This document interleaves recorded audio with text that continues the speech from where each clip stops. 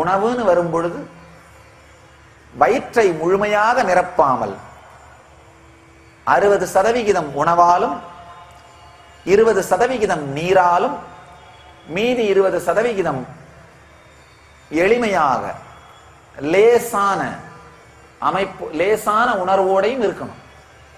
வயிறு முழுவதும் நிரப்பப்படக்கூடாது. உண்ணப்படும் பொழுது உணவை ஆழ்ந்து மென்று நொறுங்க தின்பீர்களானால் அவேர்னஸோட சாப்பிட்டீங்கன்னா அளவுக்கு மேல சாப்பிட முடியாது. டிவி பார்த்துட்டோ இல்ல சினிமா பார்த்துட்டோ நியூஸ் பேப்பர் பார்த்துட்டோ கொட்டி கொட்டி மூடனா என்ன பண்றது? எவ்வளவு உள்ள போச்சுன்னே தெரியாது. குப்பை தொட்டி மாதிரி கொட்டி மூடிடுறது. உள்ள வெறுமை அதிகமா இருந்தாதான் என்ன பண்ணுவோம், நாமளும் கொட்டி மூடிடுவோம். அதனாலதான் இந்த டிப்ரெஷன் வந்தா ஆண்கள் எல்லாம் ஊத்தி மூடிடுறது, பெண்கள் எல்லாம் கொட்டி மூடிடுறது. ஆண்கள் என்ன பண்றாங்க, ஊத்தி மூடிடுறார்கள், பெண்கள் கொட்டி மூடுறார்கள். ரெண்டுமே ஒரு விதமான அடிக்ஷன் தான், ரெண்டுமே ஒரு விதமான போதை தான். அளவுக்கு மீறி உண்ணாமலும் முழுமையாக பட்டினி கிடக்காமலும் நாம் ஆழ்ந்த அமைதியோடு தன்னை சமநிலையில் வைத்துக் கொள்வது, தன்னை சமநிலையில் வைத்துக் கொள்வது, இதுதான் நாம் மிகவும் அடிப்படையாக செய்ய வேண்டிய ஒரு சத்தியம். மிகவும் ஆழமாக நாம் செய்ய வேண்டிய வாழ்க்கை முறை.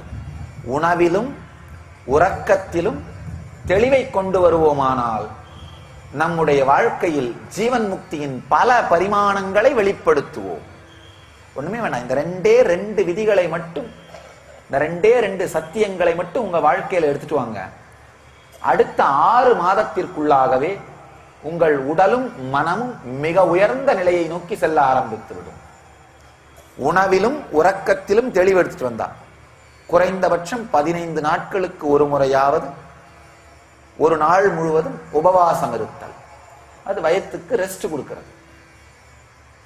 காலையில சூரியன் உதித்தத்திலிருந்து சூரியன் மறைவது வரை, பிரதோஷத்தன்றோ ஏகாதசி என்றோ ஏதோ ஒரு நாள் அல்லது அமாவாசை பௌர்ணமியிலோ 15 நாட்களுக்கு ஒரு முறை. தினந்தோறும் பட்டினி கிடக்க வேண்டிய அவசியம் இல்லை. சில பேர் என்ன சொல்றது, தினந்தோறும் ஏதாவது ஒரு கடவுள் பெயரால விரதம் இருந்து கடைசியில் அசிடிட்டி வர வச்சுக்கிறது. அது யோகம் அல்ல. 15 நாட்களுக்கு ஒரு முறை உடம்புக்கு வயிற்றுக்கு ரெஸ்ட் கொடுக்கிறது. அன்று முழுவதும் தியான உணர்விலேயே இருப்பது வயிற்றுக்கு கொஞ்சம் ரெஸ்ட் கொடுக்கிறது. சில பேர் விரதம்ங்கிற பேரால் அவங்க பண்ற அட்டூழியம் இருக்கு பாருங்க. கந்த சஷ்டி விரதம்னு ஆரம்பிப்பார்கள். சாமி, நான் கந்த சஷ்டி விரதம், ஒரு பருக்கை வாயில படாது அரிசி, ஒரு பருக்கை சோறு கூட சாப்பிடுறதே இல்லை சாமி, 6 நாளும். அப்படியாங்கய்யா, ரொம்ப கஷ்டமாச்சு. இல்ல சாமி, எப்பவாவது கொஞ்சம் ஒரு படி பால் 10 பழம் சாப்பிடுறது. காலையில படி பாலை சுண்ட காய்ச்சி ஒரு 10 பழத்தோட சாப்பிடுறேன். மதியானம் கொஞ்சம் ரவா கேசரி கிண்டி சாப்பிடுறது. சாயந்தரம் ஒரு 1/2 லிட்டர் பாதாம் பால் மட்டும் குடிச்சிடுறேன். ராத்திரி ஒரு 4 ரொட்டியும் கொஞ்சம் பன்னீர் மட்டும் சாப்பிடுறேன் சாமி. இது விரதமா?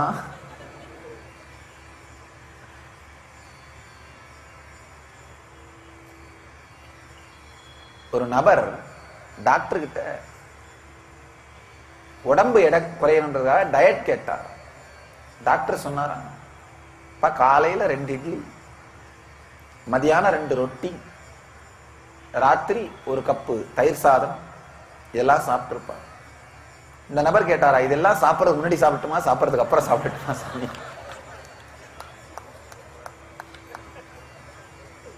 இதெல்லாம் சாப்பாட்டுக்கு முன்னாடியா சாப்பாட்டுக்கு பின்னாடியா?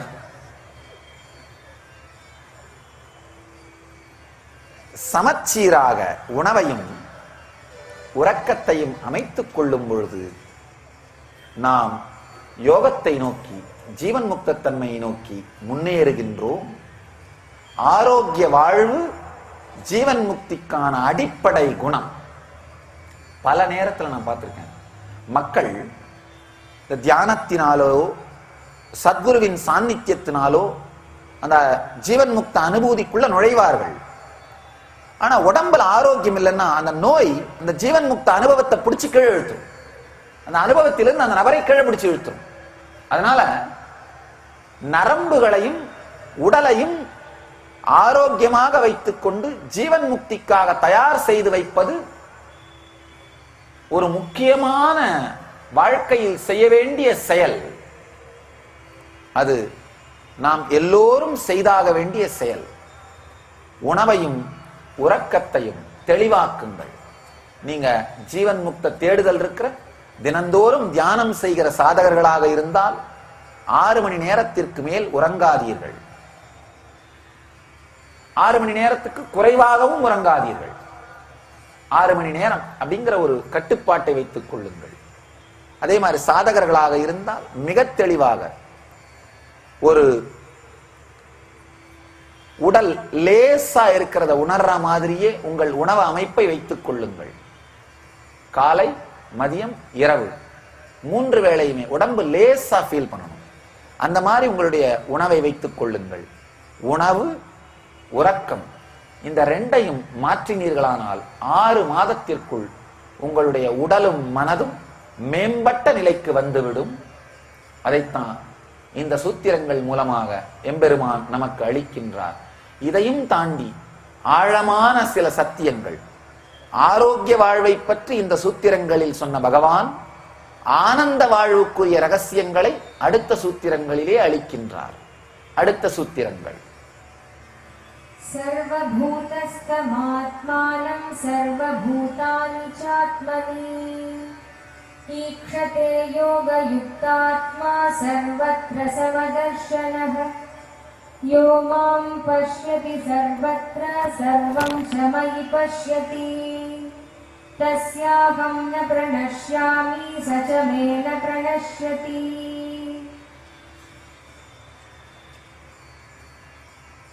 ஆழ்ந்த ஒரு சத்தியம்.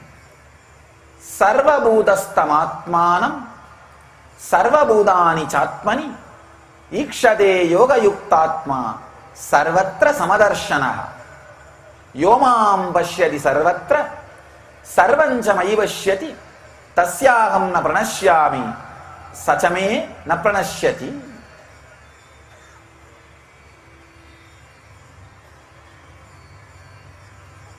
இனிமையான சூத்திரங்கள். எங்கும் நிறைந்த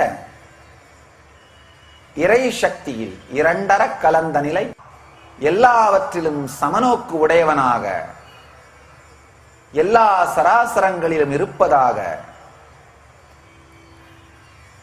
தன்னை எல்லா உயிர்களிடத்தும் எல்லா உயிர்களையும் தன்னிடத்தும் காண்கின்றான். நல்லா புரிஞ்சுக்கோங்க. ஆரோக்கிய வாழ்க்கையிலிருந்து ஆனந்த வாழ்க்கையை நோக்கி பகவான் நம்மை அழைத்து செல்கிறார். யோகத்துல உறுதி பெற்று இருக்கின்ற மனிதன் தன்னை எல்லா உயிர்களிடத்தும் எல்லா உயிர்களிலும் தன்னையும் எல்லா உயிர்களையும் தன்னிடத்தும் உணர்கின்றான். யார் என்னை எல்லாவற்றிலும் அப்படின்னா இறைவன் சொல்றார் தன்னையே எல்லாவற்றிலும் காண்கிறானோ, எல்லாவற்றையும் என்னிடத்தில் காண்கிறானோ அவனிடமிருந்து நான் மறைவதில்லைன்னு சொல்றார். ஆழமான 2 சத்தியங்கள். முதல்ல உடம்பையும் மனசையும் தயார் செய்கின்ற நுட்பத்தை அளித்தார். இப்போது உணர்வை தயார் செய்கிறார். வெறும் உணவை மட்டும் கட்டுப்படுத்துறதால ஜீவன் முக்தி வந்துராது. ரொம்ப அழகா சங்கரர் சொல்றாரு, வெறும் வாயாலே உண்ணுகிற உணவு மட்டும் ஆகாரம் கிடையாது. காதால சாப்பிடுறது, கண்ணால சாப்பிடுறது, மூக்கால சாப்பிடுறது, உடம்பால சாப்பிடுறது எல்லா செய்திகளுமே உணவு தான். அப்படின்னா என்ன அர்த்தம்? வெறும் வாயில சாப்பிடுறத மட்டும் நான் ரொம்ப சுத்த சைவம், வெங்காயம் 3 பச்சை மிளகாய் மட்டும் கூட சாப்பிட மாட்டேன் அப்படின்னு இருக்கிறது. ஆனா கண்ணால பாக்குறதெல்லாம் கண்டதெல்லாம் பாக்குறது. அப்ப எங்க யோகம் மலர்றது? வாய்ப்பே இல்லை.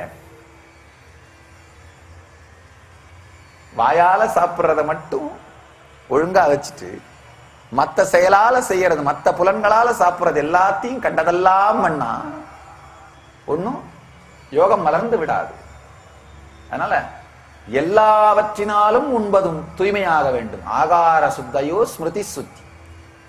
ஆகாரம் சுத்தமடையும் பொழுது உணர்வு சுத்தமடைகின்றது, சித்தம் சுத்தமடைகின்றது, நினைவு சுத்தமடைகின்றது. அது ஆகாரம்ன்ற உணவை மட்டும் ஆகாரம் நினைக்காம உள்ளெடுக்கின்ற எல்லாத்தையும் சுத்தமா எடுத்தோம்னா உணர்வும் சுத்தமடைகின்றது. இங்க எம்பெருமான் ரொம்ப அழகா சொல்றாரு. பகவான் யோகத்திலே உறுதி பெற்று சமதிருஷ்டி உடையவன் தன்னை எல்லா உயிர்களிடத்தும் உயிர்களை தன்னிடத்தும் இருப்பதாக காண்கிறான். கங்கையில ஒரு சின்ன கோல் மிதந்துட்டு போச்சுன்னா அந்த கோலை வைத்துதான் வலது பக்க கங்கை இடது பக்க கங்கைன்னு சொல்லலாம். அந்த கோலை எடுத்துட்டோம்னா வலது கங்கை இடது கங்கைன்னு இருக்காது, மொத்தமே ஒரே கங்கை தான். அதே மாதிரிதான் இந்த உலகத்துல இருக்கிற நமக்கு மிகப்பெரிய பிரச்சனை, நமக்கு இருக்கிற மிகப்பெரிய பிரச்சனை என்னன்னா அகங்காரம்ங்கிற கோல் தடுப்பதாலே நான் நீன்னு அந்த கங்கையை இரண்டாக பிரிக்கிறோம். கங்கையில இருக்கிற கோலை வைத்து கங்கையை இரண்டாக மனம் பிரித்து பார்ப்பது போல இந்த பிரபஞ்சத்திலே நான்கிற அகங்காரம் உங்களுக்கு இருக்கிறதுனால நான் நீங்கிற ரெண்டா நாம பிரிச்சு பார்க்கிறோம். நாம உலகம். இந்த பிரிவு வந்த உடனேயே பயமும் ஆசையும் ஆரம்பிச்சிருது. இந்த பிரிவு வந்த உடனேயே, நான் நீங்கிற பிரிவு வந்த உடனேயே மனிதர்களை மேல ஆசையோ அல்லது அச்சமோ வந்துவிடும். இந்த நான் நீங்கிற பிரிவை தாண்டி அந்த கோலை எடுத்தா கங்கை ஒன்னா மாறுற மாதிரி அகங்காரத்தை எடுத்து விட்டோமானால் இந்த பிரபஞ்சமே ஒன்றாக மாறிவிடும். பிரபஞ்சம் முழுவதுமே ஒன்றாக தெரியும். அந்த உணர்வு நிலையைத்தான் ஜீவன் முக்த நிலைன்னு எம்பெருமான் சொல்றார். ஆழ்ந்து புரிந்து கொள்ளுங்கள். நாம் ஆழ்ந்து பார்த்தோமானால் நம்முடைய பர்சனாலிட்டியே வெங்காயம் தான். உரிக்க உரிக்க உரிக்க உள்ள ஒண்ணும் இருக்காது, வெறும் வெங்காயம். உரிச்சி உரிச்சி பார்த்தோம்னா முதல்ல நாம எதை நினைக்கிறோம்? நம்முடைய பல்வேறு பரிமாணங்கள்ல நாம விளையாடுற விளையாட்டுக்கள், இதைத்தான் நாம நினைக்கிறோம். உதாரணத்துக்கு சில பேருக்கு நீங்க அம்மா, சிலருக்கு நீங்க தலைவன், உங்களுடைய தந்தைக்கு நீங்கள் மகன், உங்களுடைய மகனுக்கு நீங்கள் தகப்பன், உங்களுடைய பாஸுக்கு நீங்க ஊழியன், உங்களுடைய ஊழியர்களுக்கு நீங்க தலைவன், சில பேருக்கு அண்ணன், சில பேருக்கு தம்பி, சில பேருக்கு நண்பன், சில பேருக்கு எதிரி. இந்த மாதிரி பல பரிமாணங்களை, பல முகங்களை வைத்துக் கொண்டு விளையாடுகிறீர்கள். யாருகிட்ட எந்த முகம் வேணுமோ அதை காமிக்கிறீங்க. அதனாலதான் நாம தெரிந்து கொள்ள வேண்டிய ஒரு ஆழமான சத்தியம், எங்க எது வேணுமோ அங்க அந்த முகத்தை காட்டி விளையாடுகிறீர்கள். நீங்க பார்க்கலாம் உங்க வாழ்க்கையில உங்களுடைய பாச நோக்கி பேசும்பொழுது இருக்கிற முக அமைப்பு வேற, அடுத்து உங்க ஒர்க்கரை நோக்கி திரும்பும் போது இருக்கிற முக அமைப்பு, மன அமைப்பு வேற. ரெண்டு போன்ல பேசி பார்த்தீங்கன்னா உங்களுக்கே தெரியும். இந்த போன்ல எப்படி பேசுறீங்க, இந்த போன்ல எப்படி பேசுறீங்க. பாஸ்கிட்ட பேசும்பொழுது தொனி எப்படி இருக்கு, வேலைக்காரங்கிட்ட பேசும்பொழுது தொனி எப்படி இருக்கு. உங்களுடைய மனம் அகங்காரத்தை வைத்து விளையாடுவதை பார்க்கலாம். இந்த மாதிரி சமூகம் உங்களுக்கு கொடுத்த பர்சனாலிட்டிஸ் எல்லாம் சேர்ந்துதான் நீங்கன்னு ஒண்ணு நினைக்கிறீங்க. சமூகம் உங்க மேல குத்தின எல்லா முத்திரையும் சேர்ந்துதான் நீங்கன்னு நினைக்கிறீங்க. சமூகம் உங்களை நல்லவன் முத்திரை குத்தினா அதை வாங்கிக்கிறீங்க, கெட்டவன் முத்திரை குத்தினா அதை வாங்கிக்கிறீங்க, உயரமானவன் முத்திரை குத்தினா அதை வாங்கிக்கிறீங்க, அழகானவன் முத்திரை குத்தினா அதை வாங்கிக்கிறீங்க, இல்ல அசிங்கமானவன் முத்திரை குத்தினா அதை வாங்கிக்கிறீங்க. இல்ல இந்த எல்லா முத்திரைகளையும் தொகுத்து தான் நீங்கன்னு உங்களை எதுவா நினைக்கிறீங்களோ அந்த கருத்தை உருவாக்குகிறீர்கள். அந்த கருத்தை வைத்துக் கொண்டு வாழ்க்கையிலே விளையாடுகிறீர்கள். இந்த கருத்தை வைத்துக் கொண்டுதான் உங்கள் வாழ்க்கையின் விளையாட்டு துவங்குகிறது. இந்த வாழ்க்கை அப்படிங்கிற லீலை நடக்கின்றது. ஆழ்ந்த ஒரு சத்தியம் என்னன்னா, ஆழ்ந்து பார்த்தீங்கன்னா உங்களுடைய மொழி, உங்களுடைய நாடு, உங்களுடைய கலாச்சாரம், உங்களுடைய இனம், உங்களுடைய குலம், உங்களுடைய மதம், உங்களுடைய வாழ்க்கை முறை, இப்படின்னு உங்களுடைய அகங்காரத்தோட எல்லா பாகமுமே உங்கள் மீது போர்த்தப்பட்ட போர்வைகள் மாதிரி. உங்கள் மீது போர்த்தப்பட்ட துணி. சிலதை போர்வைன்னு நினைக்கிறீங்க, சிலத சால்வேன்னு நினைக்கிறீங்க, சிலத உங்க மேல போடப்பட்ட கட்டுன்னு நினைக்கிறீங்க. ஆனா எல்லாமே உங்க மேல போடப்பட்டது. அதனுடைய தன்மையை பொறுத்து சிலதை நீங்க என்ன நினைக்கிறீங்க, இது நமக்கு போட்டிருக்கிற கட்டுப்பா, இந்த கை கால் உடைஞ்சு போனா கட்டு போடுற மாதிரி, இது நமக்கு போட்டிருக்கிற மாவு கட்டு. சிலதை என்ன நினைக்கிறீங்க, இல்ல இல்ல இது நமக்கு போடப்பட்ட சால்வை. சிலது என்ன நினைக்கிறீங்க, இல்ல இல்ல இது நம்ம வசதிக்காக போட்டுக்கிட்ட போர்வை.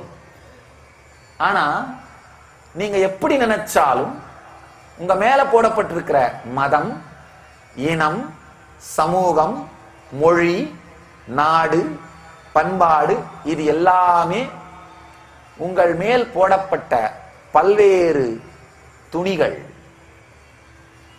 இந்த துணிகளுடைய தொகுப்பு தான் அகங்காரம்.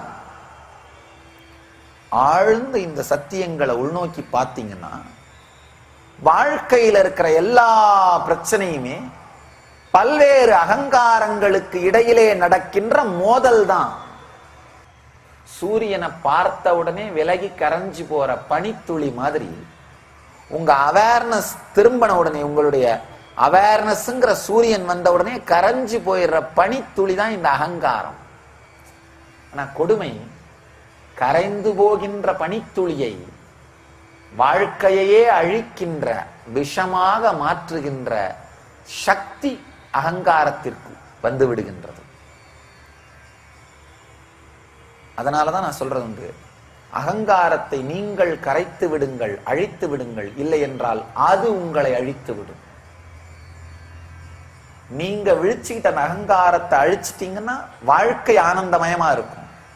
இல்லைன்னா ஏதாவது ஒரு விதத்திலே அந்த அகங்காரம் உங்கள் வாழ்க்கையை அழித்து விடும். துக்கத்தாலேயே உண்டு விடும், உங்களை துக்கத்தாலேயே சாப்பிடும், துக்கத்தாலேயே உங்களை அழிச்சிரும்.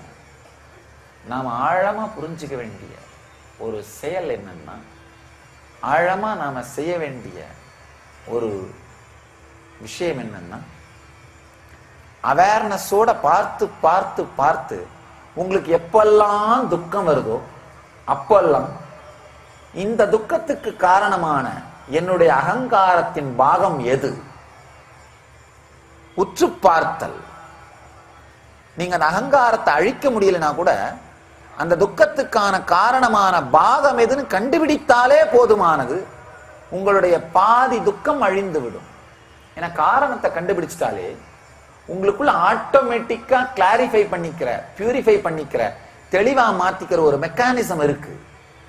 அந்த மெக்கானிசம் உயிர் பெற்று விடும்.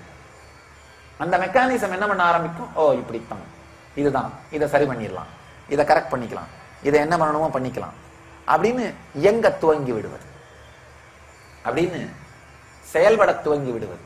நம்ம ஆழ்ந்து செய்ய வேண்டிய, ஆழ்ந்து புரிந்து கொள்ள வேண்டிய சத்தியம் இது. ஆழ்ந்து நாம் உணர வேண்டிய சத்தியம் இது. இந்த சத்தியம் உணரப்படுமானால் வாழ்க்கையிலே நாம் எடுக்கின்ற மிகப்பெரிய துக்ககரமான முடிவுகளை தவிர்த்து விடலாம்.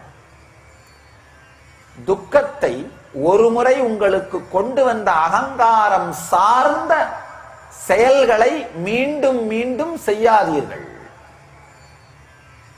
உதாரணம்னா, உங்களுடைய அகங்காரத்தோட ஒரு பாகம் உங்களுக்கு இப்ப துக்கத்தை கொடுக்கிறதுன்னா, இப்ப அந்த துக்கத்திலிருந்து உங்களால வெளிவர முடியாம தவிச்சா கூட பரவாயில்ல, இதற்கு மேல் அந்த அகங்காரத்தின் அந்த பாகம் சார்ந்த செயல்களை உங்கள் வாழ்க்கையில் செய்யாதீர்கள். அப்பவே என்ன ஆகும்னா, இந்த வந்த துக்கம் இதோடு கரைந்து விடும். இதுக்கு மேல மேல மேல சேர்க்க மாட்டீர்கள். அதாவது எங்கெங்கெல்லாம் உங்களுக்கு துக்கத்தை அளிக்கின்ற அகங்காரத்தின் பாகங்கள் இருக்கிறதோ அதை சார்ந்து நீங்கள் செயல்களை செய்யாமல் இருப்பதுதான் நிவிருத்தி வாழ்க்கை, ஜீவன் முக்த வாழ்க்கை. அதை சார்ந்து செயல்களை செய்து கொண்டே இருப்பது துக்க வாழ்க்கை. அவ்வளவுதான்.